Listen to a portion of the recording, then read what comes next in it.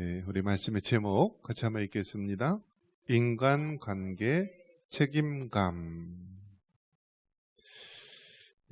인간관계에 있어서 책임감에 대해서 살펴보려고 합니다.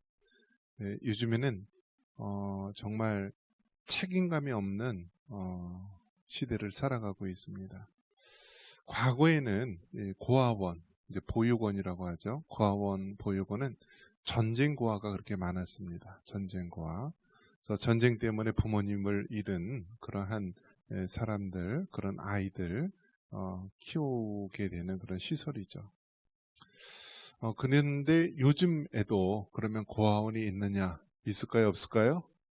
있습니다. 그래서 요즘 이제 고아원을 이제 보육원이라 그러는데요.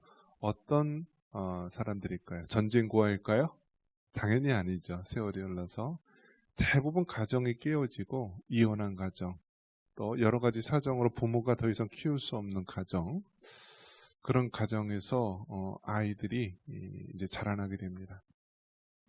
예전에 이제 직장 생활할 때 이제 신우회에서 그 강남에 있는 그 보육원을 갔는데요. 그 보육원 아이들이 참 다들 상처를 받고 있습니다. 그러니까 부모가 이혼을 하면은 자녀들은 어떤 생각을 하냐면 자기 때문에 부모님이 이혼을 했다라고 하는 죄책감과 또 부모님이 나를 사랑하지 않는다라고 하는 그런 깊은 상처를 평생에 달고 살아갑니다. 그래서 그 아이들 이렇게 봤는데요. 주로 어떤 음식을 좋아할까요? 대부분 단체 생활하면은요, 그 단체 음식 밥을 싫어해요. 왜 그렇죠? 냄새 때문에 그래요, 냄새. 대부분 단체 음식을 하고 막 그러다 보면은요, 물론 뭐 맛있는 반찬도 없고, 집에서 해준 반찬만큼 그렇게 맛있는 반찬도 아니고, 대량으로 막 이렇게 스팀으로 찌고 뭐하고, 그래서 먹다 보면 이제 실증이 나요. 그래서 가장 좋아하는 음식이 뭐냐면, 라면이더라고요, 라면. 그래서 라면은 정말 누가 발명했는지 상 줘야 될 것 같아요. 그래서 그 보육원에 보면은 아이들이 밥을 제대로 먹지 못하고 막 이러다가 라면 그렇게 즐겨 먹는 모습 생각이 나는데요. 과거에 우리 부모님들 그런 세대에서는 정말 전쟁이라는 그런 아픔 때문에 고아가 되었고 그들을 그런 고아원이나 시설에 맡기게 되었는데 이제는 부모님이 계신데도 불구하고 그냥 버려지는 아이들, 그런 아이들이 보육원에서 자라게 되고요. 또 요즘은 어떻습니까? 조선 가족이라고 해서 조선이 아니라 조손, 할아버지 할머니 손에 의해서 자라나는, 그러니까 손자들을 키우는 가정을 말합니다. 그러니까 가정이 깨어지니까요, 뭐 맞벌이가 아니죠. 이제 가정이 깨어졌으니까 일하고 있기 때문에 더 이상 자녀들을 키울 수 없어서 만만한 게 누구예요? 부모님이잖아요. 부모님한테 맡겨요. 그런 가정들이 조손 가정이라고 합니다. 어디에 많을까요? 시골에 많아요. 할아버지 할머니들 살아 계신 곳에 많아요. 자, 왜 그럴까요? 현대를 살아갈 때 이처럼 우리도 모르게 이 책임감이라고 하는 부분이 점점 사라지게 되는 것입니다. 점점 사라지게 돼요. 부부가 살아갈 때 무엇으로 살아가죠? 처음에는 어떻죠, 여러분? 부부가 보면은요, 얼마나 사랑합니까? 그죠? 대부분 사랑해서 결혼하잖아요. 아닌 분도 계신가요? 네. 억지로 선 보다가 얼굴도 모르고 결혼하셨나요? 대부분 다 연애를 통하여서 또 뭐 소개팅을 통하여서 어쨌든 사랑해서 결혼을 한 거잖아요. 근데 그 사랑이 얼마나 갑니까? 그 사랑만으로, 그러니까 여기서 말하는 뭐 에로스적인 사랑도 있을 수 있고 그렇지만요, 그러한 사랑이요, 그리 오래 갈 수 없다라는 거예요. 살다 보면은 책임감이 있어야 된다는 거예요. 책임감. 그래서 어떻게 합니까? 서약하잖아요. 서약. 결혼 서약. 결혼 언약을 하게 되는 것이죠. 그러니까 하나님 앞에서, 증인 앞에서 서약을 하는 것입니다. 평생을 하나님이 정해준 그런 배필로 알고 그렇게 살아가는 것이죠. 그럼에도 불구하고 정말 그 약속대로 지키기 어려운 것이 우리 인간의 연약한 모습이고 또 죄성이기도 합니다. 또 요즘 이 책임감과 관련해서 우리가 많은 것을 이야기해 볼 수가 있는데요. 지금 사회적으로 굉장히 여러 가지 살기 어려운, 그러니까 정확하게 얘기한다면 믿음을 가지고 신앙생활하기 어려운 시대가 점점 다가오고 있습니다. 지금 이제 여러 가지 그 악법들이 만들어지고 있는데요. 이 국회의원들 중에서 보면은 비례의원이라고 하는 게 있습니다. 그러니까 일반 이 지역구에서 뽑는 그런 국회의원도 있지만은요, 선거할 때 비례의원이라고 해서 그 정당을 찍으면은 그 정당에서 그 사람 우선순위에 따라서 이렇게 국회의원이 돼요. 근데 과거에는 직접 우리가 국회의원을 뽑을 때는 어떤 사람이 될 거다라는 것을 보고 우리가 검증을 하면서 투표, 선거를 하게 되지만 비례의원은 정말 황당한 사람들, 그런 사람들이 많이 있습니다.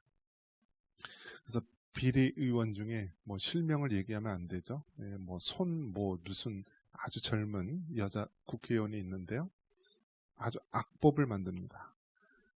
우리가 재작년에도 광화문에서 우리가 차별금지법이라든지 여러 가지 악법에 대해서 우리 기독교인들 한 100만 명 모여서 막 이렇게 그들의 잘못됨을 외치면서 악법을 저지해서 막았는데요. 또 다음 해기 되면은요, 그 법보다 몇 배 악한 법을 만들게 됩니다.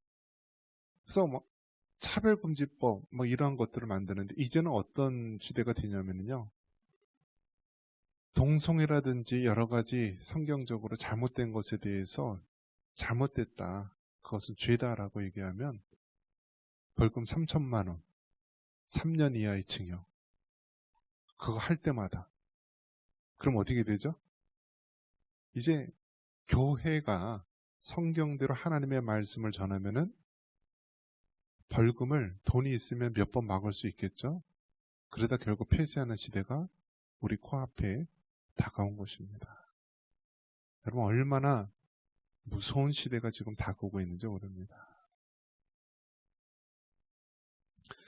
이제는 한쪽에서는 자녀를 낳으라, 자녀를 낳아야 된다. 남녀 출산율이 2.2%가 돼야지 인구가 유지되는데 우리나라는 전 세계에서 가장 저출산 국가이고 0.7% 그 이하로 떨어지고 있다. 이제 한 20년 후면은 인구가 절반이 줄어들 것이다 라고 내다보기도 합니다. 그런데 한쪽에서는 어떻게 하죠? 낙태 허용하라 라고 얘기합니다. 낙태 허용하라. 그러면서 이제는 어떻게 하죠? 이 산부인과 가서 수술하는 것이 아니라 그냥 약으로 낙태를 할 수 있다. 출산 전에도 낙태를 시킬 수 있다. 라고 하면서 흔히 말하는 페미니즘, 여성운동, 그런 사람들이 그렇게 주장합니다. 여러분, 성경대로 본다면 뱃속에서 잉태되는 순간 성경에서는 그것을 하나의 인격체, 생명으로 봅니다. 그러나 여성운동가나 낙태를 주장하는 사람들은요, 그걸 생명으로 보지 않고 그 엄마의 하나의 그냥 살덩어리로 보는 거예요. 그래서 엄마의 의견에 의해서 얼마든지 제거할 수 있다. 그 살덩어리 제거할 수 있다. 근데 여러분 어떻습니까? 낙태할 때요, 그 아이가 엄마랑 교감해요. 엄마가 슬퍼하면 뱃속에 있는 아이도 슬퍼하고요. 가끔 이렇게 서로 교감하잖아요. 발기질도 하고요. 근데 그 아이를 낙태시킬 때요, 어떻게 하죠? 도구를 집어넣으세요. 팔다리, 머리를 자릅니다. 그리고 진공청소기 같은 거로 빨아들이는 거예요. 이거는 이제 아주 어렸을 때 그러한 낙태 과정이고 좀 크면 어떻게 되나요? 엄마의 생명이 위험할까봐 그냥 낳아요. 그냥 낳아서 어떻게 하죠? 방치해서 죽입니다. 그래서 실제로 낙태 관련된 이 간호사나 이런 사람들 보면은요, 아이가 이렇게 나오면 살아있대요. 그러면 그냥 어디 한쪽에다 처박아 두고요, 그냥 퇴근한대요. 그런 식으로 해서 방치돼서 그 생명이 그렇게 사라지는 경우가 있다라고 합니다. 다 어떤 거죠? 인간의 책임감이 사라진 우리 사회의 단적인 모습입니다. 또 어떤 책임감에 대해서 우리가 오늘날 주의 종, 하나님의 말씀을 맡은 주의 종으로서 이런 책임감이 있는 것입니다. 오늘 보면은요, 이 레위인이 나옵니다. 레위인. 우리가 다시 한번 읽어보겠습니다. 민수기 1장 53절 한번 같이 다시 한번 보겠습니다. 레위인은 증거의 성막 사방에 진을 쳐서 이스라엘 자손의 회중에게 진노가 임하지 않게 할 것이라. 레위인은 증거의 성막에 대한 책임을 지킬지니라 하셨습니다. 아멘. 이스라엘 백성이 애굽에서 출애굽을 해서요, 광야 40년 동안을 생활할 때 그들은 각 지파별로 각 가문별로 행렬을 이루면서 진행을 합니다. 이제 이스라엘 백성 행군을 멈추고 진을 칠 때도요, 항상 성막을 중심으로 해서 레위인들이 그 성막 주변을 하고요, 각 지파별로 유다 지파는 성막의 동쪽이라든지 각 지파별로 12지파가 이렇게 배치를 하게 됩니다. 여기서 보면 레위인은 어떤 사람이죠? 이스라엘 12지파 중에 한 지파죠. 레위 지파는 어떤 일을 하냐면 바로 성막과 하나님의 이 예배와 관련된 그러한 기구들이나 그런 걸 관련된 일을 하는 사람을 레위인이라고 합니다. 레위인 중에서도 모세도 레위인이고 그 형 아론도 레위인이죠. 그래서 제사장은 아론의 자손만 제사장을 할 수가 있는 거예요.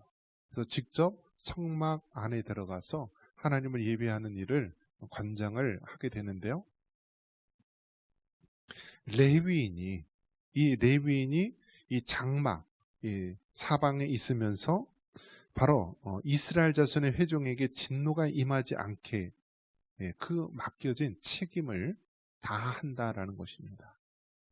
오늘날로 따진다면 바로 주의 종들, 하나님의 말씀을 맡은 주의 종들이 바로 하나님의 이 백성들, 성도들이 죄 가운데 빠지지 않도록 그들을 말씀과 신앙으로, 복음의 진리로 잘 인도해야 될 책임이 있다라는 사실입니다.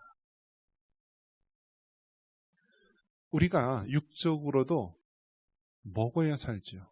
그죠? 마찬가지로 영적으로도 우리가 먹어야 살고 영적으로 우리가 성장할 수가 있는 것입니다.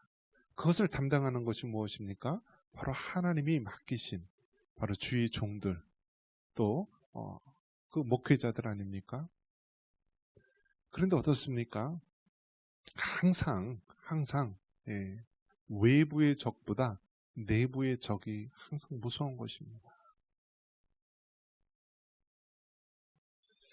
여러분, 저 북한에 있는 김일성, 김정일, 김정은, 그 나라는 어떤 나라죠?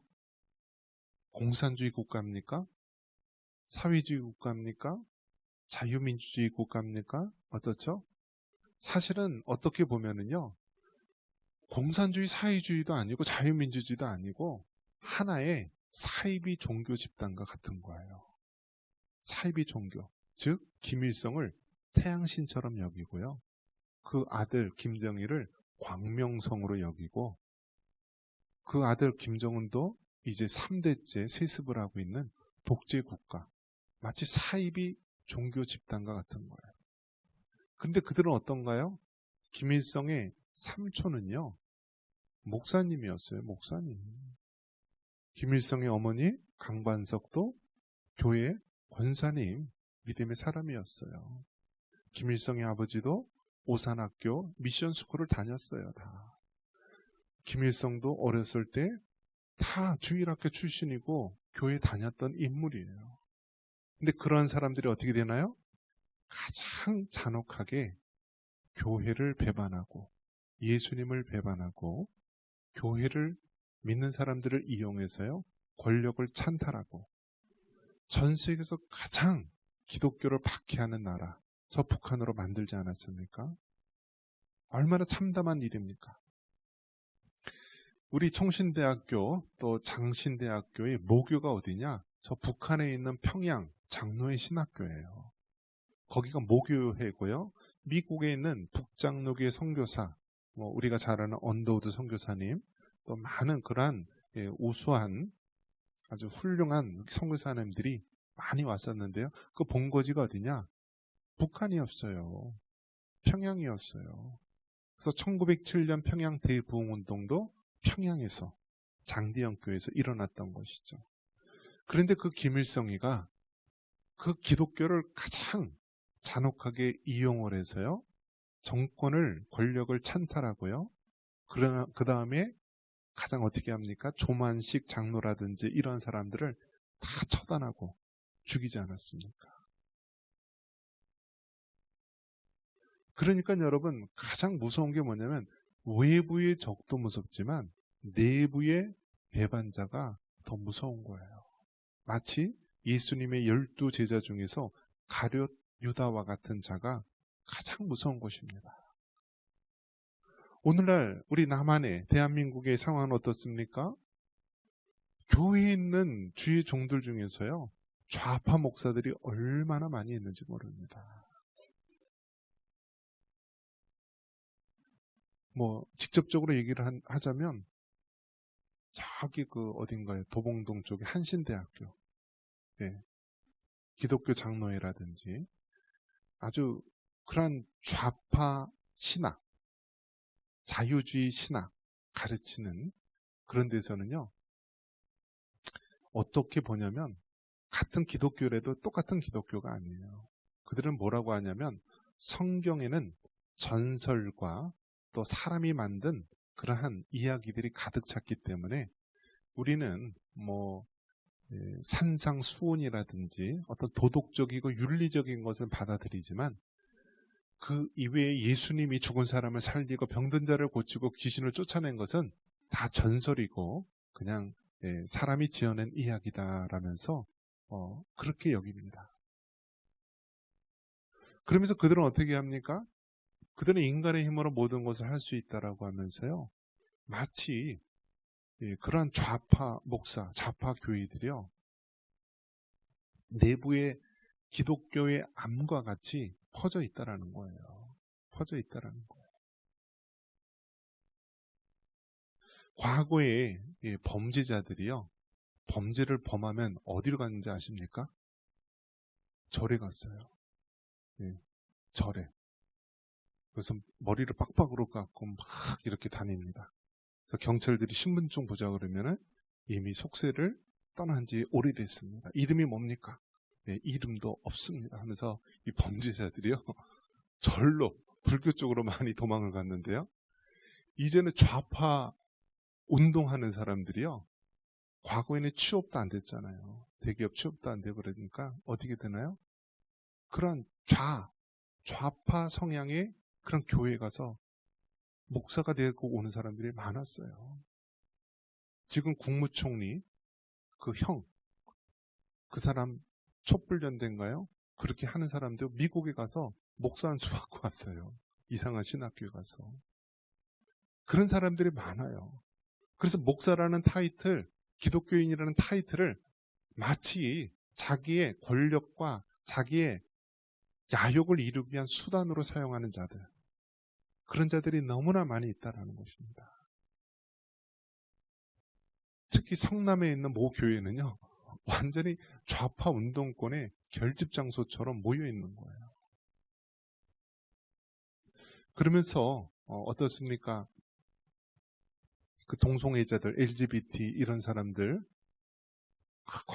광화문이라든지 이 서울역이라든지 이런 데서 행진을 합니다. 온갖 이 타락적인 그러한 행진을 할 때요, 기독교인들이나 이런 사람들이 가서 동성애에 잘못된 것을 반대 시위하잖아요.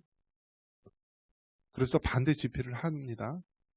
그런데 꼭 좌파에 있는 목사들, 그 여자 목사들, 막 이런 사람이 나서면서요, 동성애를 지지하면서 공격을 하기 시작합니다. 지금 우리가 처한 현실이 정말 이렇다라는 거예요. 외부에서 기독교를 공격하는 그러한 세력도 정말 힘들고 어렵고 아프지만, 더욱 아픈 것은 내부의 암덩어리 같은 적들이 더 우리를 아프게 하고 힘들게 한다라는 거예요.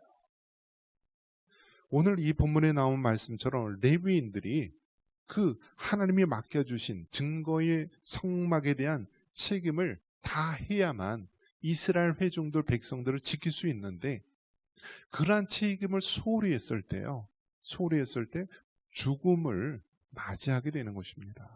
나라가 망하는 거예요. 민족이 망하는 거예요. 저 때에는 주의종이 되기 위해서 신학대학원 가려면은요, 굉장히 힘들었어요. 5대1이었어요. 경쟁률 평균이. 그러니까 재수, 삼수 해서 들어가는 사람. 어떤 분은요, 서울대 나와도 떨어지고요. 어떤 분은 10수한 사람도 봤어요. 그렇게 하기 위해서 공부하고 그러는 과정에서 좀 검증이 됐습니다. 필터링이 됐습니다. 그런데 이제는 거의 미달을 면하거나, 메이저 신학교만 미달을 면하거나 대부분 다 어려운 상황 가운데 된 거예요. 주의종, 목회자를 안 하려고 해요. 목사, 전도사 안 하려고 해요. 왜냐? 아니, 편의점에서 알바를 해도 최저생계비 이상으로 받는 시대가 되었는데, 목회자, 전도사들 중에서 최저생계비 못 받는 사람이 너무나 많으니까요, 안 하려고 해요. 이제는 부목사님들, 부교육자들 중에서요, 이혼한 가정이 그렇게 많대요. 전도사님들 가정 중에서도 이혼한 가정이 많대요. 왜냐? 사모님들이 힘들어서 떠난대요. 그래도 저희 때는 사모들이 파출부하면서 이 전도사님들, 목사님들 학비 대주면서 공부시켰는데요, 이제는 젊은 사람들 사모가요, 힘들어서 도망간대요. 그래서 젊은 전도사님, 목사님들이 이혼한 가정이 그렇게 많이 있다라고 합니다. 이것이 정말 이러한 우리의 현실인데요, 그러니까 검증이 안 되는 것입니다. 목회자, 전도사 안 하려고 하고 온 사람들 중에서도 검증이 안 되고 이상한 사람들이 오는 경우가 있고요. 이러한 시대 가운데서 하나님께서 원하시는 것이 무엇이냐면, 다시 한번 우리에게 책임감을 원하십니다. 가정에서, 가장으로서, 아버지, 엄마로서 우리가 주어진 이 책임감, 늙은 부모님과 또 연약한 가족을 돌봐야 되는 책임감, 우리 하나님께서 원하시는 것입니다. 교회적으로도 어떻습니까? 교회가 세상의 불의에 대해서 조용하고 잠잠하고 몸살일 때 정말 하나님 말씀대로 살려고 하고 하나님 말씀대로 우리가 걸어가려고 하는 그러한 책임감, 마치 하나님께서 구약의 레위인들을 통하여서 증거의 장막을 지키라고 하는 그러한 책임감이 우리에게 있는 것입니다. 사회적으로는 어떤가요? 사회적으로는 얼마나 여러분 불의한 일들이 많이 있습니까? 민주주의 꽃이라고 하는 이 선거제도에 대해서 대만도 그렇고요, 독일, 프랑스 다 수작업으로 선거 개수하지 않습니까? 왜 그렇죠? 그 안에 해킹이라든지 불법이 있을 수 있으니까 그것을 원천적으로 차단하기 위해서 하는 것입니다. 일본 같은 경우 선거할 때는요, 아예 그냥 이름을 쓴대요. 이름을 써서 다 개수한대요. 그런데 우리나라 어떻습니까? 얼마나 의문이 많고 의혹이 많습니까? 이것을 해결해야 될, 수사하고 해결해야 될 그런 검사나 모든 것들이요, 잠잠하지 않습니까? 잠잠하지 않습니까? 대통령도 어떻습니까? 이 선거에 대한 의구심 때문에 계엄을 발휘했다가 어떻게 됐죠? 지금 감옥에 가 있잖아요. 여러분 생각해 보십시오. 계엄 때 국회에 보낸 인원보다 수원에 있는 선거관리사무소 그곳에 보낸 인원이 더 많지 않았습니까? 대통령조차도요. 그 부정선거 문제를 손댔다가는 감옥에 가는 시대가 된 거예요. 우리나라 무소불위의 권력이 있는 거예요.